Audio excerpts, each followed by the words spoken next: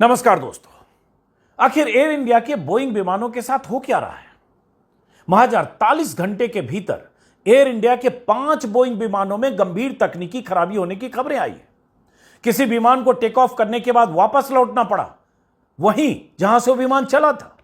किसी विमान को मंजिल पर पहुंचने से पहले ही यात्रियों को उतारकर इंजीनियर्स के हवाले करना पड़ा, तो किसी फ्लाइट को अचानक तकनीकी खराबी की वजह से कैंसिल कर दिया गया। आज ही एयर इंडिया के 2 विमानों में तकनीकी खराबी की वजह से उड़ान भरने से उन्हें रोक दिया गया। तड़के पहली खबर आई कोलकाता से, जहां एयर इंडिया के विमान के एक इंजन में खराबी डिटेक्ट की गई। दोपहर होते होते अहमदाबाद से दूसरी खबर आ गई। अहमदाबाद से लंदन जाने वाली एयर इंडिया की फ्लाइट AI 159 को दोपहर 1:10 पर वहां से टेक ऑफ करना था। दिल्ली से कुछ देर पहले वो विमान अहमदाबाद पहुंचा था, लेकिन तकनीकी खराबी की वजह से उस फ्लाइट को कैंसिल कर दिया गया। विमान के सभी यात्री अहमदाबाद एयरपोर्ट पर जमा हो चुके थे। अचानक उन्हें एयरलाइंस की तरफ से फ्लाइट के रद्द होने की जानकारी दी गई। अब यात्रियों में इस वजह से बहुत नाराजगी भी देखी गई और इसी अहमदाबाद एयरपोर्ट पर 12 जून को एयर इंडिया का ड्रीम लाइनर विमान क्रैश हो गया था, ये आप जानते हैं, जिसमें सवार एक यात्री को छोड़कर सभी मारे गए थे। और एयर इंडिया का यह विमान जो आज अहमदाबाद से टेक ऑफ करने वाला था, यह भी ड्रीम लाइनर ही था। सुनिए यात्री क्या कह रहे हैं। हम बारोट सावन कुमार हसमुख भाई है, राइट। मैं पाटन से आ रहा हूँ। अभी मेरा 4 घंटे का ट्रैवलिंग था। एयर इंडिया से बुक की थी मैंने। अभी 1 बजे की फ्लाइट थी। 1 बज के लंदन गेटविक जा रहा था मैं। अभी अंदर जाके पता चला कि भाई चलो फ्लाइट कैंसिल हो गई है। मैंने कहा चलो ठीक है, देखते हैं क्या रीज़न है। मैंने जाके पूछा कि भाई क्या रीज़न है, क्यों फ्लाइट कैंसिल की। वो बोले कि sir we don't know what's going on, right.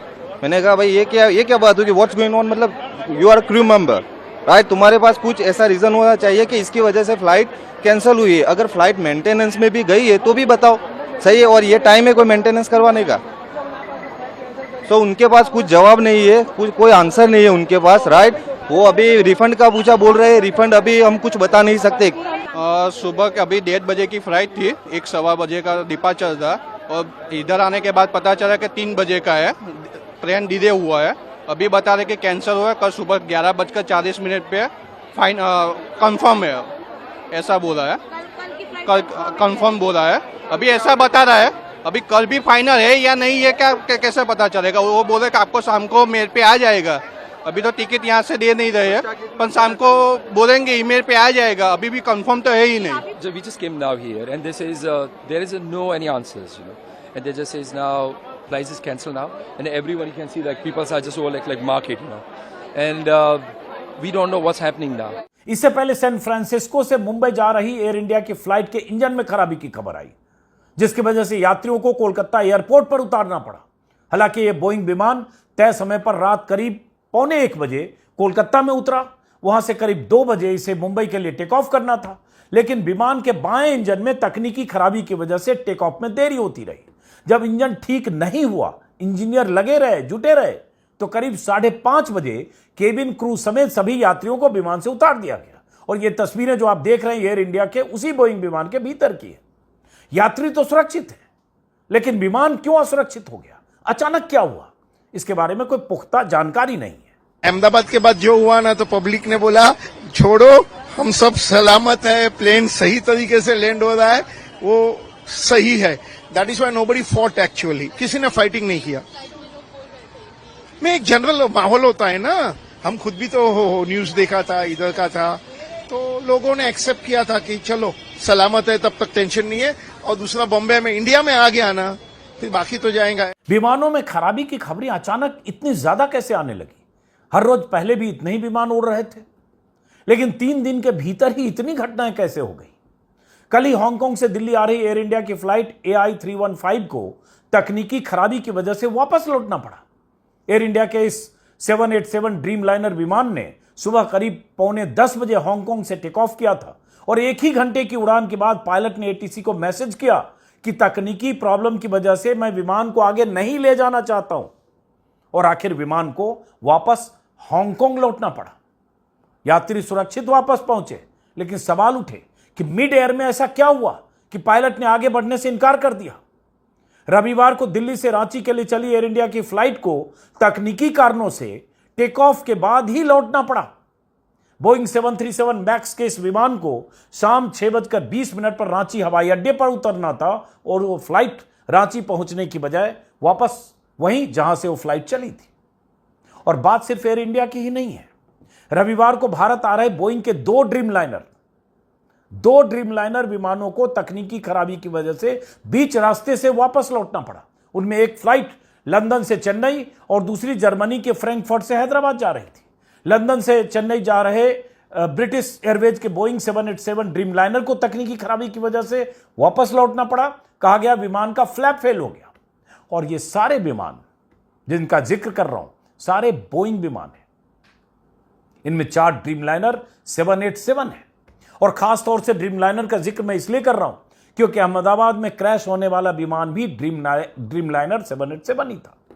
रविवार को ही लखनऊ एयरपोर्ट पर सऊदी एयरलाइंस की फ्लाइट की लैंडिंग के समय पहिए में धुआं उठने लगा। पायलट ने तुरंत विमान रोक दिया। जिद्दा से लखनऊ पहुंचे इस विमान में सवार 242 हज यात्री सुरक्षित उतारे गए। लेकिन अब सवाल उठता है कि अहमदाबाद क्रैश के बाद अचानक विमानों में तकनीकी खराबी की घटनाएं कैसे होने लगी या कैसे सामने आने लगी? या कहीं ऐसा तो नहीं कि अहमदाबाद हादसे के बाद अतिरिक्त सावधानी की वजह से पायलट थोड़ी भी खराबी के बाद विमान को वापस मोड़ ले रहे हैं या उड़ाने से इनकार कर रहे हैं या इंजीनियर्स के हवाले कर दे रहे हैं? या ये मान लें कि थोड़ी बहुत खराबी को नजरअंदाज करके पहले विमान उड़ाए जा रहे थे और प्लेन क्रैश के बाद अतिरिक्त सावधानी बरती जा रही है? या डीजीसीए की जो एसओपी है उसको ज्यादा सख्ती से पालन किया जा रहा है? कोई तो वजह होगी कि 50-55 घंटे के भीतर 5 बोइंग विमानों में खराबी की खबर आ गई है। और इसी को समझने के लिए मैंने एयर इंडिया में 2 दशक से ज्यादा वक्त तक पायलट रहे कैप्टन संजय गुप्ता से बात की है। इसी वीडियो में उनसे आप मेरी बातचीत का वो हिस्सा भी देखेंगे। लेकिन उससे पहले आपको यह भी बता दें कि बोइंग के विमानों को लेकर पहले भी कई बार सवाल उठे। सुरक्षा मानकों में खामियों को लेकर भी कई बार बोइंग विवादों में रहा है। एक वक्त ऐसा भी था कि क्रैश के बाद बोइंग के सीईओ को इस्तीफा देना पड़ा था और उनसे जो जांच करने वाले सीनेटर थे, अमेरिकी सीनेटर्स, इस तरह से उन्हें ग्रिल किया कि उनकी फजीहत की गई और वो वीडियो बीच में भी वायरल हुआ और इस पर हम लोगों ने काफी बात की, इसलिए मैं उसको रिपीट नहीं कर रहा हूं। लेकिन यह सवाल है कि अचानक इतनी खबरें आ रही है तो इसके पीछे वजह क्या है? क्या इन विमानों में छोटी मोटी खामियों के बाद भी इन्हें उड़ाते रहे थे जो अब सचेत हो गए? और ड्रीमलाइनर की बात करें तो ड्रीमलाइनर सीरीज का विमान वैसे पहली बार इस तरह के हादसे का शिकार हुआ है। दुनिया में 1100 से ज्यादा ड्रीमलाइनर विमान हैं, जिनमें से एयर इंडिया के पास 34 ड्रीमलाइनर विमान हैं। अमेरिका और ब्रिटेन समेत दुनिया के तमाम बड़े देशों में ड्रीमलाइनर विमान उड़ान भर रहे हैं। लेकिन अब इस हादसे के बाद से ड्रीमलाइनर विमानों के रखरखाव और सुरक्षा मानकों को लेकर सवाल फिर से उठने लगे और ये सवाल पहले भी उठाए गए थे। व्हिसिल ब्लोअर्स ने इन विमानों में मानक, जो सुरक्षा मानक होते हैं, उसकी अवहेलना के आरोप लगाए थे। दुनिया के अखबारों में ऐसी खबरें पहले बहुत बार छप चुकी हैं। अहमदाबाद प्लेन क्रैश के बाद भारत के सभी ड्रीमलाइनर विमानों की जांच के आदेश दिए गए थे डीजीसीए की तरफ से। कल तक की जानकारी के मुताबिक 25 विमानों की जांच पूरी हो चुकी है। बहरहाल बतौर पायलट 36 सालों से अपने करियर में 12,000 घंटे विमान उड़ा चुके कैप्टन संजय गुप्ता से मैंने कुछ देर पहले बात की है, सभी पहलुओं पर समझने के लिए कि ऐसी खबरें अचानक आ रही है तो क्या समझा जाए। सुनिए, हमारे साथ हैं पायलट रह चुके संजय गुप्ता। पहले भी हमारे चैनल पर 2 बार उनसे बातचीत आप देख चुके होंगे। जैसा कि मैंने आपको बताया कि 36 सालों का उनका तजुर्बा है बतौर पायलट। एयर इंडिया में रहे 23 साल और उसके बाद अलग अलग विमान उड़ाए। 12,000 घंटे फ्लाइंग का उनका एक्सपीरियंस है। मैंने इससे उनसे आग्रह किया, हालांकि वो गुजरात में थे, लेकिन ट्रैवलिंग के बीच कहीं लगता है गाड़ी रोककर वो हमसे बात कर रहे हैं। क्योंकि आज जो खबर आई पायलट संजय गुप्ता, जिसमें जो सैन फ्रांसिस्को से आ रहा विमान कलकत्ता में उतरा, हालांकि उसका शेड्यूल था पहले से, लेकिन वहां से 1.25 घंटे बाद उसको टेक ऑफ करना था मुंबई के लिए, और वो विमान 4 घंटे तक विमान तकनीकी खराबी से उबर नहीं पाया। कहा गया उसका बाएं इंजन में उसकी टेक्निकल प्रॉब्लम हुई और अंत में फाइनली 4:45 साढ़े 5 बजे के आसपास यात्रियों को बाहर विमान से क्रू समेत उतार दिया गया। और इसके पहले जो पिछले 48-50 घंटे में 5 विमानों के बारे में ऐसी जानकारी आई जिसमें 4 बोइंग है, 1 एयरबस है। तो पहला सवाल यही कि अचानक ऐसी खबरें अगर आने लगी रविवार से लेकर आज हम मंगलवार में हैं, तो क्या वजह है भाई? या तो ये पहले भी हो रहा होगा और अंडर द कारपेट रखा जा रहा होगा, मैनेज करके चलाया जा रहा होगा, थोड़ी बहुत खामियों को नजरअंदाज कर दिया जा रहा होगा, चलो पहुंच जाएंगे, या मान लीजिए ये ऐसी खामी है जो विमान को ग्राउंडेड करने के लिए या विमान को वापस करने के लिए जरूरी नहीं है, मैनेजेबल खामी होगी, या क्या वजह रही? समझना चाहेंगे। दुनिया भर में इतने विमान उड़ रहे हैं, भारत में इतने उड़ रहे हैं, लेकिन सब कुछ 2 दिन में इतनी खबरें आ रही है। तो यही होता है अजीत जी कि जब भी कोई हादसा होता है तो हम बहुत सेंसिटिव हो जाते हैं। कुछ भी ऐसा होता है, ये न्यूज नॉर्मली इतना ही होता होगा, मेरा जो रफ एस्टिमेट है। लेकिन चूंकि एक हादसा हो गया है तो ये सब लोग सेंसिटिव हो गए हैं, और जो न्यूज कभी भी यहाँ पर इधर उधर हो जाता था, अब सब लोग माइक्रोस्कोप के नीचे ले आए हैं। ये तो आपका बोलना बिल्कुल सही है कि चूंकि ये हुआ है तो सब लोग उसको बहुत ध्यान से देख रहे हैं, समझ रहे हैं, और न्यूज में भी बहुत ज्यादा उछाला जा रहा है ये सब चीज, जो कि मेरे ख्याल से नॉर्मल से हल्का सा ज्यादा है, लेकिन बहुत ज्यादा नहीं है। अच्छा, मैं बीच में रोक रहा हूं, माफी, चूंकि आपने कहा न्यूज में भी बहुत ज्यादा उछाला जा रहा है। भाई अगर 250 लोग, 242 लोग एक प्लेन में, 41 एक बच गए तो 241 मान लें, 241 लोग जो उस प्लेन में सवार थे, जो अहमदाबाद में जो क्रैश किया 12 तारीख को, और नीचे जो लोग थे उनमें से बहुत मौतें हो गई, 350 लोग मर गए। उसके बाद ये 5 खबरें आई, टॉप बेड में इसलिए लिखा है 50 घंटे में 5 विमान, क्योंकि एक उसमें एयरबस है और 4 बोइंग है, जो नीचे हम लिख रहे हैं 48 घंटे में 4 विमानों में खराब। तो ये उछाली जाने वाली खबर कैसे है, और ये क्यों नहीं इस खबर पर बात होनी चाहिए? अब तो मौतें हो गई, तो बहुत चीजें जो मैंने कहा पीछे मैनेज किया जा रहा होगा, कुछ मेंटेनेंस में कमी होती होगी तो भी उड़ रहा होगा विमान, अगर लगता है मैनेजेबल है, हम लैंड कर सकते हैं वहां जाके, तो जाके ठीक कराते होंगे।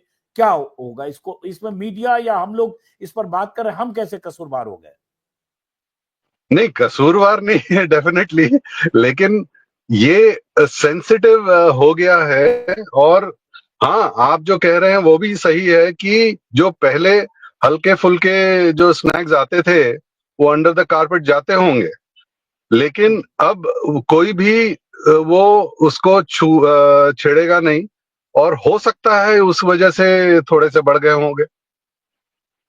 नहीं, जैसे जैसे एक जो हांगकांग से दिल्ली आ रही एयर इंडिया की फ्लाइट, हालांकि वो ड्रीम लाइनर थी AI 315, जो लौट गई हांगकांग वापस कल, और उसमें पायलट ने 1 घंटे उड़ान भरने के बाद हांगकांग से दिल्ली के लिए 1 घंटे बाद कहा कि हम इसको आगे नहीं ले जा सकते या नहीं ले जाना चाहता हूं, और ATC ने अलाउ किया, और उसके बाद वो विमान वापस चला गया हांगकांग। तो ये तो बहुत सीरियस कंसर्न हुआ होगा, तभी ऐसा हुआ होगा। और दूसरी बात, नहीं डेफिनेटली, हाँ, और दूसरी बात कि इस 5 विमान जो ऊपर हमने लिखा है, 5 में 4 बोइंग है और उसमें 3 ड्रीम लाइनर है, जिस 2 ड्रीम लाइनर को वापस लौटना पड़ा, बल्कि 3 को दरअसल। नहीं डेफिनेटली कुछ ना कुछ तो है, जो ये नंबर्स बढ़ रहे हैं वो कुछ ना कुछ है। और जैसे आपने बताया, और मैं भी कुछ हद तक सहमत हूँ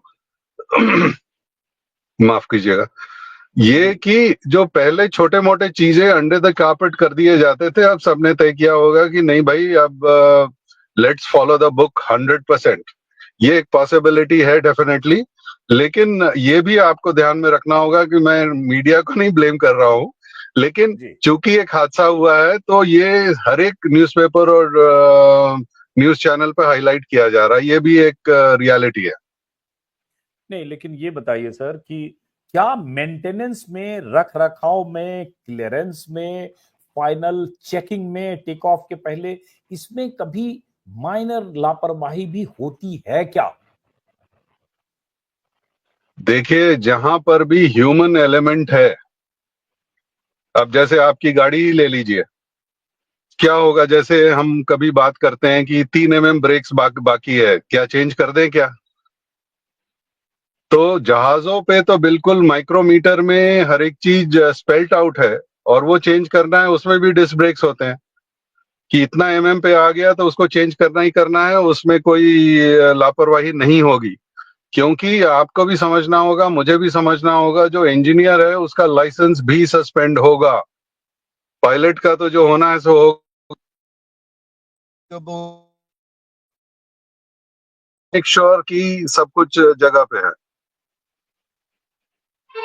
लेकिन जैसे जैसे जो खबरें हैं कि जो मैंने बताया आपको कि अगर हांगकांग से कोई विमान चलता है और मिड एयर में पायलट कहता है कि हम आगे नहीं ले जाना चाहते हैं, या कोई सैन फ्रांसिस्को से विमान आज सुबह, जैसा कि मैंने कहा कि वो कोलकाता में लैंड किया और 4 घंटे तक उसके लेफ्ट इंजन में प्रॉब्लम की खबर आई और उसके बाद फाइनली जो पैसेंजर है उनको विमान से उतारा गया, पता नहीं किस दूसरे विमान से भेजा गया।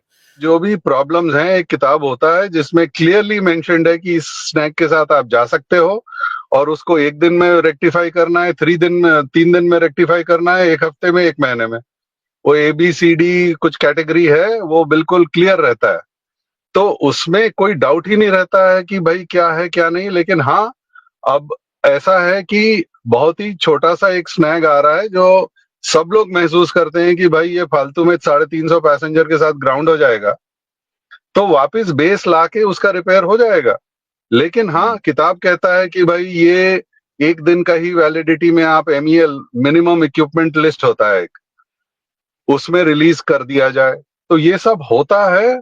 लेकिन हाँ, एक इंसान के तौर पे आप इमेजिन करिए कि एक बहुत ही माइनर सा स्नैग है जो किताब कह रहा है कि भाई आप रिपेयर करके ही जाओ, और बहुत ही माइनर सा है, बट मैन्युफैक्चरर किस रीजन से उसको उस कैटेगरी में डाल रखा है। तो वहां पर सब लोग सहमत हो जाते हैं कि भाई इसको ले आओ बंबई दिल्ली जहां मेजर मेंटेनेंस है। उसके बाद वो हल्का सा छोटा सा स्नैग जो सब सहमत है कि छोटा सा स्नैग है। तो ये सब होता है क्योंकि इंसान है हम लोग। 350 पैसेंजर लेके सबको होटल में डालो, एक बहुत बड़ी दुविधा होती है। लेकिन ये बहुत रेयर ऑफ द रेयरेस्ट। उस दुविधा की वजह से कि 300 350 पैसेंजर को जाहिर है होटल में डालना पड़ेगा, अगर कहीं विमान कोलकाता में या कहीं बीच में मिडवे अगर विमान को पार्क होना पड़ा तो उस वजह से कई बार छोटे स्नैक को या छोटी खामी को जो जिसके बाद भी वो विमान उड़ान भर सकता है, तो आप लोग अवॉइड करते हैं या पायलट अवॉइड करते हैं, ये कह रहे हैं आप। ये गंभीर मसला है फिर। नहीं, गंभीर इसको नहीं उस एंगल से लीजिए, ये दुनिया भर में होता है, हर एक एयरलाइन में होता है। नहीं तो गलत होता है ना कैप्टन संजय गुप्ता। अगर जैसे देखिए, जो एक जैसे समझने के लिए जैसे बोइंग कंपनी का ये विमान है, जिस 4 विमान की बात करें, एक एयरबस है जो सऊदी का है जिसके पहिए में वहां उठा। अब बोइंग का जैसे बुक की बात करें तो बोइंग का कोई बुक होगा, गाइडलाइंस बुक होगी, उसमें कहीं नो गो की सिचुएशन होती होगी कि अगर ये 100 पैरामीटर है, 100 पैरामीटर में 100 में टिक नहीं है तो एक भी अगर गड़बड़ है तो ये विमान नहीं इस्तेमाल में आना चाहिए। बट उसमें कुछ ऐसी चीज होती होगी जिसके बाद भी विमान को उड़ाते होंगे, ऐसा मान लें हम। तो वही जैसे मैंने कहा, कैटेगरी ए जो है बहुत सीरियस है, बी थोड़ा कम, सी और डी है कि आप 1 महीने में रिपेयर कर लो। जो मुझे याद आ रहा है, मैं ये डेट टाइमलाइन थोड़ा सा माफी चाहूंगा, exact days, but category C D यानी आपको 1 हफ्ता 1 महीना दिया जाता है कि उसको रेक्टिफाई कर लीजिए। अब वो DGCA कुछ कुछ चीजों में डिस्पेंसेशंस भी देता है कि आपका 1 दिन से फालतू हो रहा है। जैसे 7 दिन का था कि 7 दिन में रिपेयर करना है, वो 8वें दिन में जा रहा है। तो DGCA से डिस्पेंसेशन लेके फिर वो जहाज कंप्लीट फ्लाइट कर लेता है। उसके बाद तो उसमें कहीं सेफ्टी कॉम्प्रोमाइज नहीं हो रहा है। लेकिन अब वही है कि ये सब कुछ छोड़ दिया जाता है पायलट के ऊपर। अभी एक तो खबर और पायलट ने सामने आ रही है कि लंदन जाने वाली फ्लाइट एयर इंडिया 159 को तकनीकी खराबी के चलते एयर इंडिया की फ्लाइट को रद्द किया गया। दिल्ली से अहमदाबाद पहुंचा था एयर इंडिया 159, सामने आप लोग जरा खबर पे नजर रखिए, 159 जिसको रद्द किया गया, उसमें भी टेक्निकल फॉल्ट आया और ये दिल्ली से अहमदाबाद पहुंचा था। जो ड्रीम लाइनर क्रैश किया था अभी 12 तारीख को उसमें भी यही था, वो दिल्ली से अहमदाबाद पहुंचा था, वहां से टेक ऑफ किया। अब ये फिर खबर आ गई कि अहमदाबाद से लंदन जाने वाली एयर इंडिया की फ्लाइट रद्द। तो मतलब ये तो फ्रीक्वेंसी बहुत बढ़ गई, ये बहुत गंभीर मसला कुछ हो रहा है। और मैं तो इसको इस तरह से फिर लेता हूं कि कुछ चीजें जो आप कह रहे हैं, कुछ चीजें छिपाई जा रही थी, अब एक्स्ट्रा अलर्टनेस की वजह से इन सब पर फोकस हो गया। नहीं तो हो सकता है ये फ्लाइट भी चल पड़ती। देखिए, बहुत कुछ हो सकता है, लेकिन हाँ, जैसे मैंने कहा कि पहले ये एक 10वें पेज पे मुश्किल से 2 लाइन का आएगा कि so and so flight cancel हो गया। आज के तारीख में वो सेकंड पेज पे या फर्स्ट पेज पे ही आ जाएगा कि सो एंड सो फ्लाइट ने टेक ऑफ नहीं किया या ग्राउंड हो गया। तो अगर डेटा निकालें हम साइंटिफिकली, तो लगभग उतने ही चल रहे होंगे, बट ये है कि अभी कुछ ज्यादा हो गया होगा, ये भी हो सकता है। चलिए, कैप्टन संजय गुप्ता, हम समझने की कोशिश, इसमें एयरलाइंस की क्या भूमिका होती है और कंपनी की क्या भूमिका होती है? अगर ये बोइंग के विमान हैं तो बोइंग की भी कुछ रेस्पॉन्सिबिलिटी होती है टेक्निकल चेक में, या ये मान लें कि नहीं एयरलाइंस जो है एयर इंडिया है उसकी 100% जिम्मेदारी है? क्या सिस्टम होता है इसका? नहीं, 100% मैं इस तरीके से करूंगा कि जो इंजीनियर इसको अटेंड कर रहा है, मेंटेनेंस ये पूरा एयरलाइन हैंडल करती है, लेकिन स्पेयर्स चाहिए, कुछ अदरवाइज टेक्निकल हेल्प चाहिए तो वो बोइंग से लिया जाता है। स्पेयर्स तो बोइंग से ही आएंगे। हम्म अब बोइंग के पास कभी कभी, या एयरबस के पास, या जो भी कंपनीज हैं, इनके पास स्पेयर्स की कभी कभी इशू होती है। तो उसमें फिर किसी और एयरलाइन से उधार से लेके फिर वो तो बोइंग से कोऑर्डिनेशन होता है या एयरबस से कोऑर्डिनेशन होता है। दर्शकों को बता दूं कि जब मैं ये बातचीत रिकॉर्ड कर रहा हूं तभी एक बड़ी खबर आ गई है कि एयर इंडिया की फ्लाइट AI-159 को कैंसिल किया गया है, जो अहमदाबाद से लंदन जाने वाली फ्लाइट थी। दिल्ली से ये फ्लाइट एयर इंडिया की अहमदाबाद पहुंची थी और अहमदाबाद से लंदन जाने की इस फ्लाइट को रद्द किया गया। अब इसकी डिटेल वजह अभी नहीं पता चल रही है, लेकिन अपने आप में अब जो मैंने बताया, अभी तक 5 विमान की बात थी, अब ये 50-55 घंटे में छठा विमान है, छठी फ्लाइट है जिसे कैंसिल किया गया। अब इसकी क्या वजह है अभी विस्तार से जानकारी नहीं है, लेकिन चलिए, फिलहाल बहुत बहुत शुक्रिया कैप्टन संजय गुप्ता। फिर बातचीत होती रहेगी, क्योंकि अब जो एजेंसियां हैं वो जांच कर रही हैं, जो ब्रिटेन से, अमेरिका से जो सिविल एविएशन एक्सपर्ट हैं वो वहां पहुंच चुके हैं अहमदाबाद, ब्लैक बॉक्स मिल चुका है। अब उसकी जांच से क्या पता चलेगा उसका भी हम लोग इंतजार करेंगे। फिलहाल चूंकि आप सफर में हैं, ट्रैवलिंग में हैं, इतना वक्त दिया, बहुत बहुत शुक्रिया आपका। धन्यवाद अजीत जी।